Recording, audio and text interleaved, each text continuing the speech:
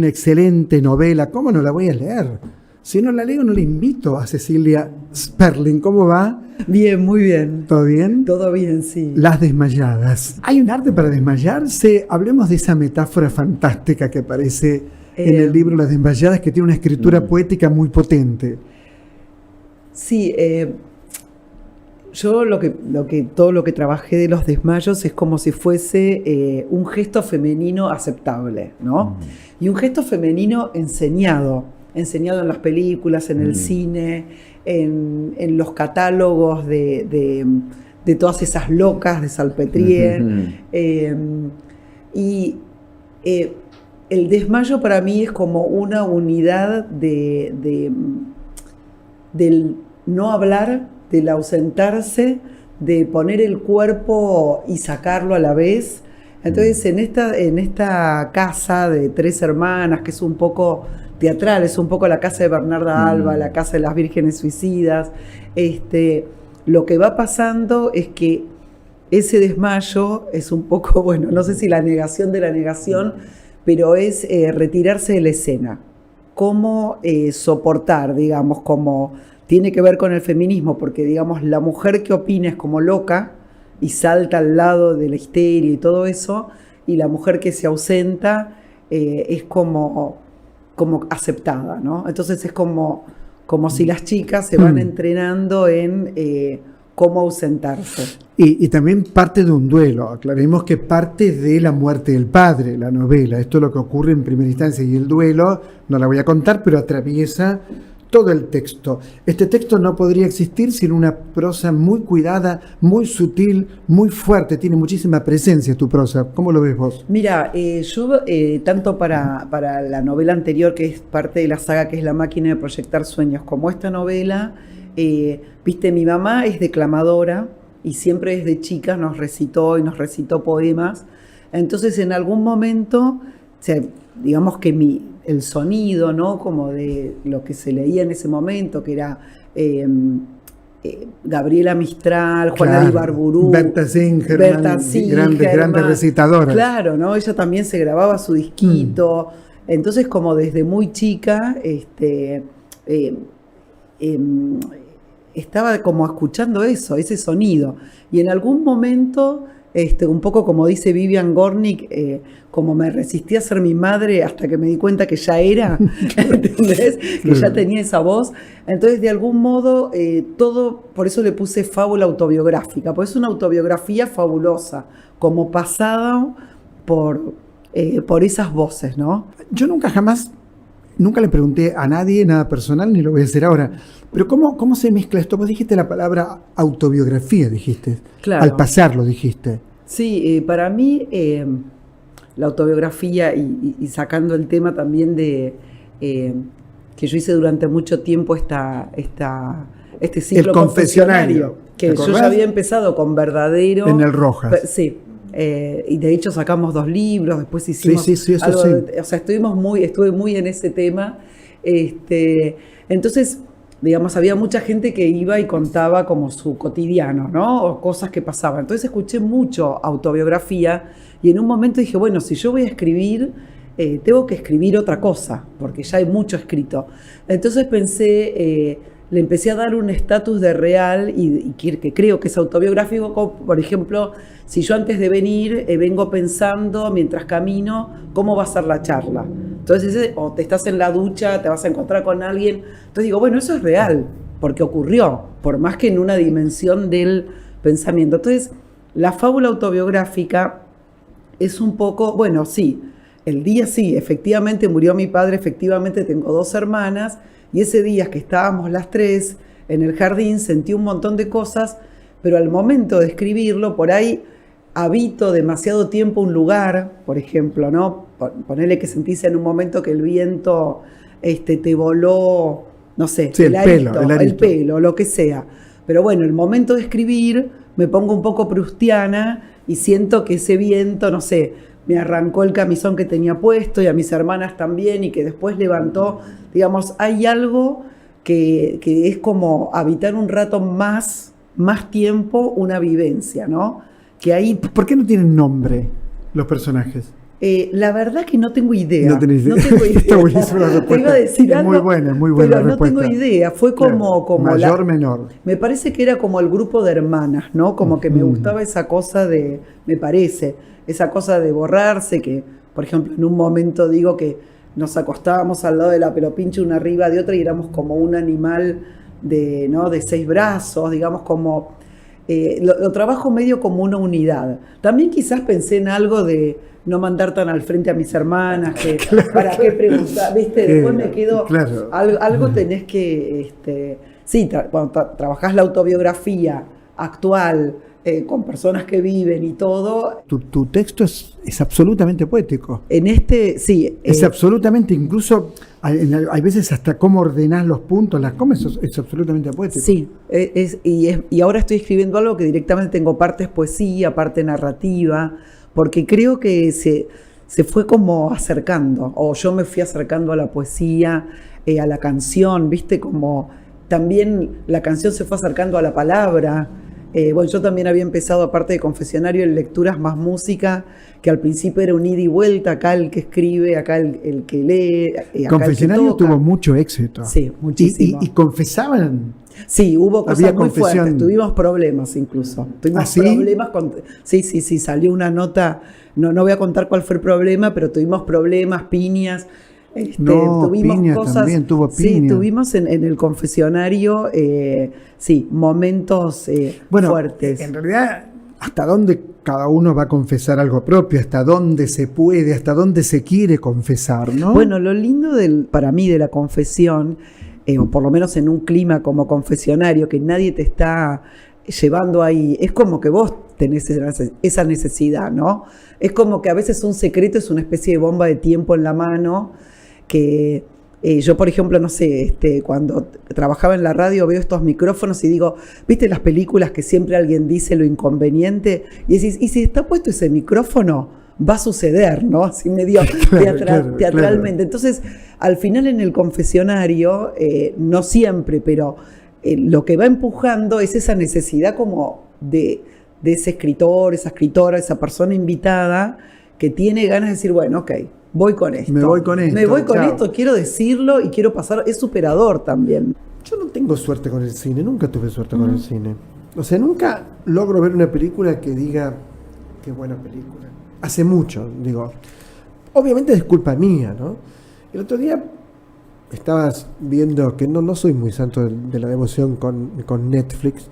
Estaba viendo Netflix y apareció Whiplash, una película que yo creo que ya la había visto, no estoy seguro. Y me atrapó, y me quedé a verla. Y ahí están las imágenes mientras hablamos de la película.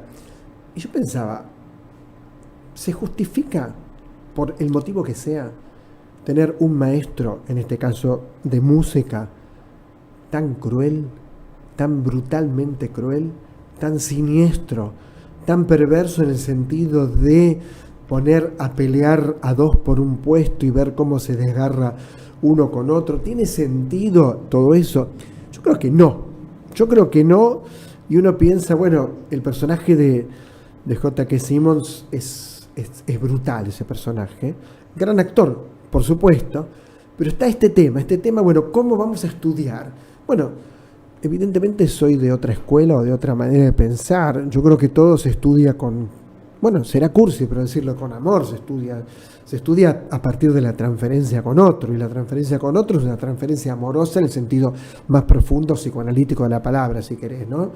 No entiendo cómo puede un maestro, por más genial que sea, pegarte, tirarte una silla por la cabeza, como ocurre en la película. Todo esto ocurre en la película. Y también el personaje Miles Teller, que queda sometido a ese maestro, a tal punto que no puede ni siquiera tolerar a una compañera, una chica que le gustaba, y sus manos sangran todo el tiempo, porque tocar la batería en la desmesura y en el exceso produce, por supuesto, sangre en las manos. Una película recomendable, pero en el sentido de una recomendación crítica, es decir, pensar la realidad desde un lugar de brutalidad y sometimiento, como si eso fuera un recurso pedagógico importante. Bueno, de esto se trata Whiplash, que tiene que ver con una música importantísima que aparece al principio de la película y que de alguna manera ocurre como amalgama de la película. Whiplash, esto les quería decir. Christian Thorsen se despide el campeón. Ajá. Yo decía recién que creaste un lenguaje. Hablemos de lo que podamos contar, sin espolear porque me matan después. Sin espolear, contemos lo que podamos de la obra de teatro. A ver, mi personaje es Lopecito, que es un entrenador de boxeo venido a menos. De mala muerte. De mala muerte, ahí está. Muy, bajo el precio. Muy cascoteado por la vida el señor y ahí está velando a quien era su pupilo hasta hace unos días, un boxeador joven que acaba de morir, y lo está velando en la cocina de su casa. O sea, la gente cuando va a ver la obra se choca con esa imagen. Y la obra consiste en quizás la fundamentación de por qué tiene un muerto de 22 años en su casa. Ahí está el muerto y está Cristian ahí, ¿no? Digo, levanto la vista para verlo, para que vean al maestro en camiseta y ese muñeco perfecto. Exacto, construido en los talleres del Teatro San Martín y pensado por Nicolás Nani, que es escenografía y vestuario de la obra, que es un genio. Bueno,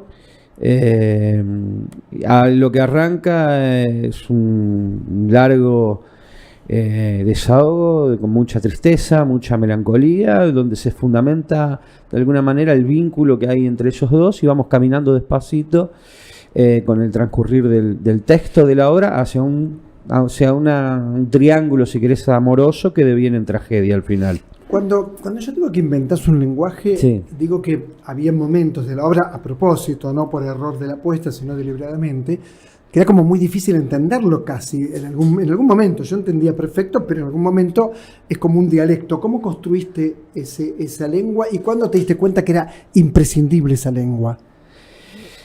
Bueno, en principio abordamos este texto maravilloso de Fernando Zavala, que es un autor cordobés. O sea, la obra está concebida en Córdoba, es un cordobés que vive en las sierras. Y la hacíamos desde el porteño, ¿no? Cuando me senté a trabajar con Mariano Docena, el director de la obra, empezamos a construir el personaje, bueno, como una persona de acá, de la zona. Pero había algo del terruño que se nos escapaba, ¿viste? Algo de la poesía que estaba encriptada en la concepción de la obra cuando la hacíamos desde un porteño, si querés, desde mí, desde este que está hablando acá ahora, no aparecía. Entonces creo que ahí Mariano, que es un director brillante, a un mes y medio de estrenar la obra, me propone hacerlo en cordobés, que él intuía que ahí iba a aparecer lo que en el texto estaba pero que no aparecía en el espacio escénico. Y ahí, con cierto estupor, me puse a estudiar a mes y medio del estreno, horas y horas y horas de asiento a cordobeses de Córdoba adentro, como la Mole Moli, como el Negro Álvarez, como Cacho Buenaventura, y el que se me cruzaba, ¿viste? Le decía acá al amigo que además aprendí un montón de chistes en el camino, porque eran horas y horas y horas de estar ahí y después llevarlo al ensayo, que me destruyan, porque esto al principio no salía, bueno, hasta que en un momento salió. Y realmente cuando empezó a aparecer el cordobés, empezó a aparecer, si querés, los sentimientos y las sensaciones profundas del personaje. Lo que se le arma a él como inicio, muy en el fondo de sí mismo, como inicio de esta tragedia, empieza a aparecer ahí, cuando empieza a aparecer el tono de cordobés, y empieza a aflorar la poesía, las imágenes que uno puede transitar en la obra. ¿Y trabaja en sala llena? A sala llena. ¿Hace cuánto tiempo? Y hace sala llena hace 5 meses más o menos, sí. El bicho González es el otro. Exactamente. El otro, el que ya no está. El que ya no está. Sería el bicho González. El que ya no está, pero reverbera dentro del espíritu de la carne de Lopecito. Y lo vuelve loco. Lo vuelve loco. Siempre me impacta cómo es un actor para ponerse en el cuerpo el personaje, ¿no? Sí. Siempre me impacta eso, ¿no? Cómo te lo vas poniendo de a poco en el cuerpo. ¿Cómo fue ese proceso? En mi camino con este personaje fue encontrarle la emoción que apareció, ya te digo, tardíamente en los ensayos, con el laburo externo de la forma de este cordobés, que es Lopecito. Pero mi desesperación en el proceso de ensayo es saber qué siente, ¿viste? Este tipo que está hasta el momento en forma horizontal en el papel. Y de ahí empezar a construirle, entorpecerlo, llenarlo del problema de esa emoción al personaje. Que esa emoción te dificulte el pensamiento, te dificulte respirar, te dificulte pararte, caminar, hablar. Digamos, en alguna medida sería siempre buscarle problematizar el personaje desde la emoción. Y a esto yo me dediqué con este personaje. Después tiene elementos externos que lo ayudan, como el alcohol, por ejemplo, ¿no? Vos cuando decís, bueno, claro, a veces se hace dificultoso un poco escucharlo. Yo en el imaginario de mi Lopecito, que tengo construido hacia atrás, justamente hay toda una ausencia. Las falencias, si querés, empiezan ahí, ¿no? En la estructura familiar, en la historia que yo le escribí para mí. Obvio. Parte de la tragedia actual del presente que vive Lopecito está construido, se empieza a construir, a fundamentar ahí en su familia cuando él era niño. Vi una película difícil, una película que por momentos te puedes sentir, quizás hasta incómodo, te puedes sentir. Sin embargo, es una película muy buena. El título es El placer es mío. Estamos viendo imágenes de la película. Es de Sacha Amaral. Y cuando uno ve este actor estupendo, que es Max Swen, Katia Aleman, Sofía Palomino, Luciano Suardi, Anabela Bolsegalupo, claro, te impacta porque quizás no estamos acostumbrados a encontrarnos con un muchacho, Antonio, que tiene 20 años, que se dedica a vender marihuana y que utiliza las aplicaciones para, entre otras cosas, robar dinero. Es una moral, absolutamente amoral. Hace una suerte de delivery sexual utilizando las aplicaciones. En ese delivery sexual hay mujeres, hay hombres, hay un hombre mayor que aparentemente lo quisiera tener otro tipo de vínculo. Aquí el sexo no está escamoteado, aquí el sexo es cuerpo a cuerpo. No es una película para nada pornográfica, aclaremos, pero es una película donde el sexo aparece en primer lugar, en algunas escenas muy, muy fuertes, muy, muy impactantes. Ahora bien, la película ganó el mayor premio en el Bafisi, o sea, el premio a la mejor película. Sacha Amaral cuenta aspectos de su propia vida en el informe de prensa. Ustedes saben que yo jamás le pregunté sobre la vida privada a nadie, nunca, en no sé cuántos miles de años de trabajo, nunca. Pero él lo cuenta. Él cuenta que su mamá le pedía que siguiera a su novio, o sea, el novio de la mamá, que era un muchacho más joven, a ver si el novio tenía amantes. A ver, no se puede, me parece a mí, ¿no?, una mamá pedirle eso a un nene de 14, 15 años. Él siguió, obedeció a la mamá, siguió al novio de la madre y encontró que tenía muchas amantes, no una. Pero por supuesto no se lo dijo. Esto lo cuenta el autor de la película en lo que nosotros los críticos llamamos paratexto, como quieras llamarle, digamos que está dentro de la información de prensa.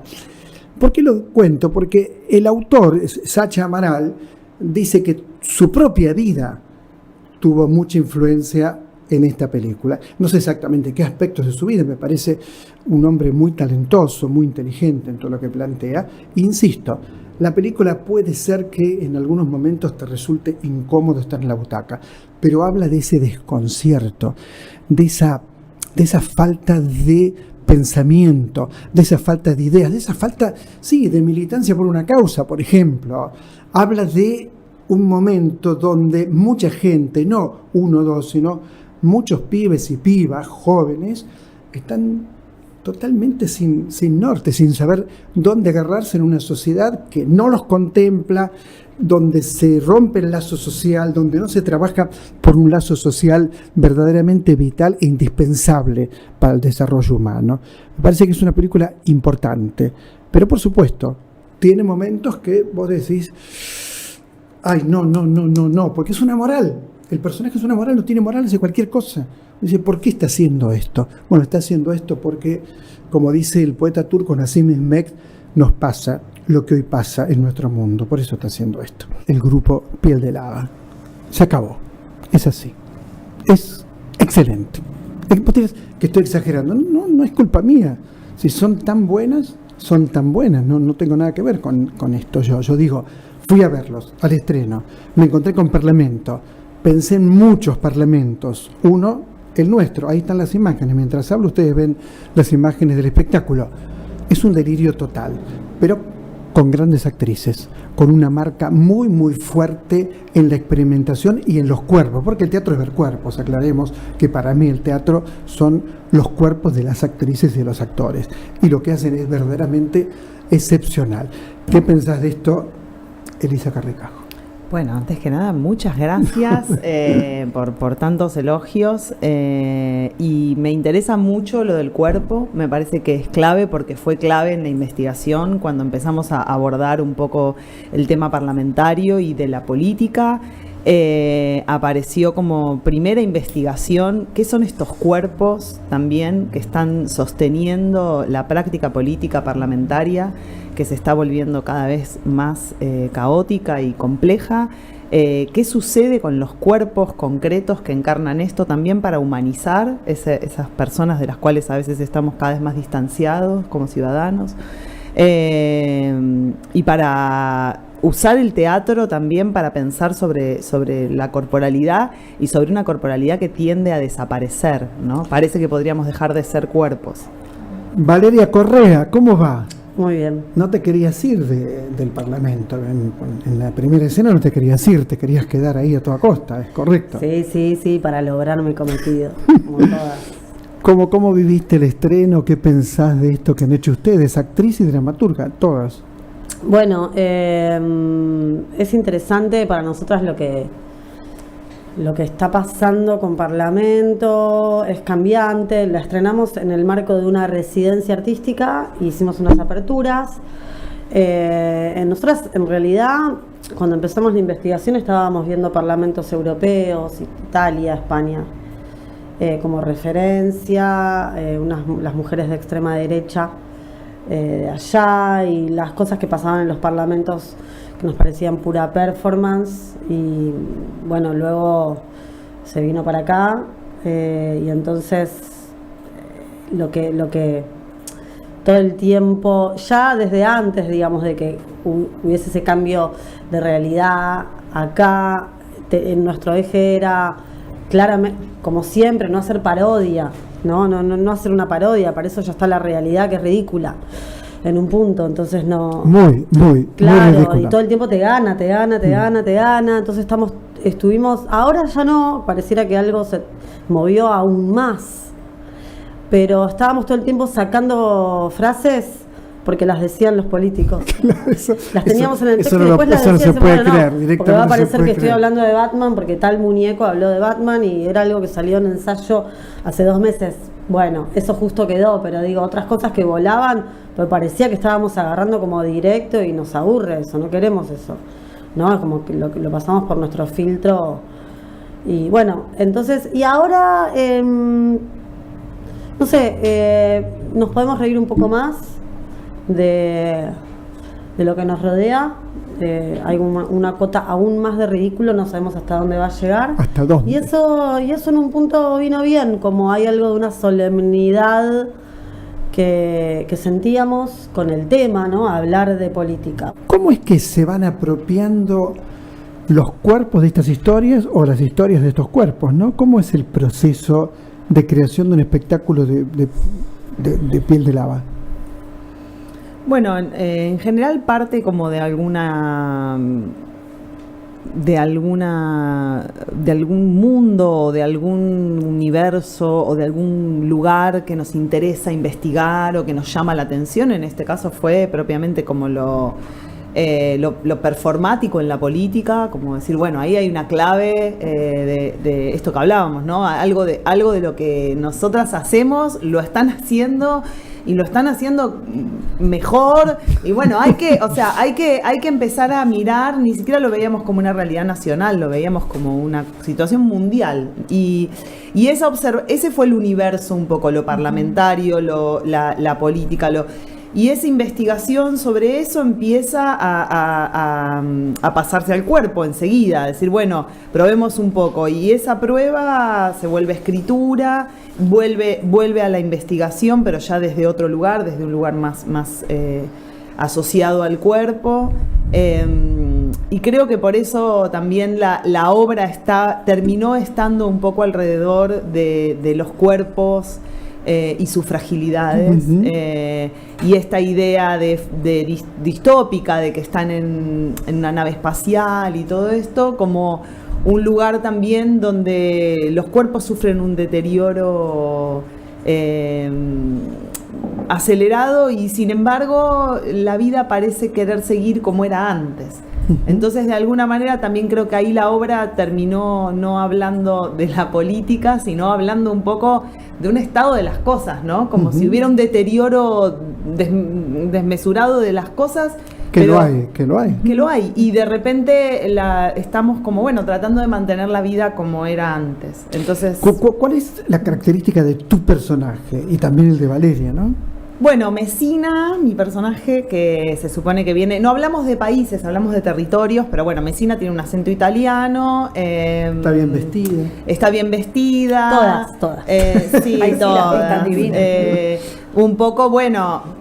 O sea, observamos a Meloni, digo, pero tiene que ver un poco como con cierto tipo de mujer de la política. Ella es como la más convencional. Pero tiene un negocio turbio. Todas tienen algo, un interés que no es exactamente el que está ahí, que tampoco está explicitado porque es un sentido común casi, pero hay un interés económico danzando detrás de todo, porque casi es un sentido común, ni siquiera tenés que decir mucho sobre eso, decís algo y ya se entiende. Nadie hay algo que está y que no sé qué, porque aparte está extremado en términos distópicos los personajes, ¿no? Entonces, como decir, de lo que tenemos hacia lo peor que podría ir, bueno, son todas fachas y todas tienen alguna cosa que no es, que la política cada vez está más así, como que decís, ¿de qué hablan cuando no están ahí? O sea, ¿cómo se hablan en el cafecito? Claro. Cuando se van, se pelean así, cuando salen, ¿cómo se hablan? Como esas preguntas un poco más humanas nos aparecieron. Entonces, ella es como mesurada, me parece, es como la más de la política tradicional, tratando de tejer lazos y redes como para organizar. ¿Y tu personaje? Mi personaje está inspirado en el territorio brasilero. Sí. Y es Brasil, como, bueno, hablan portugués.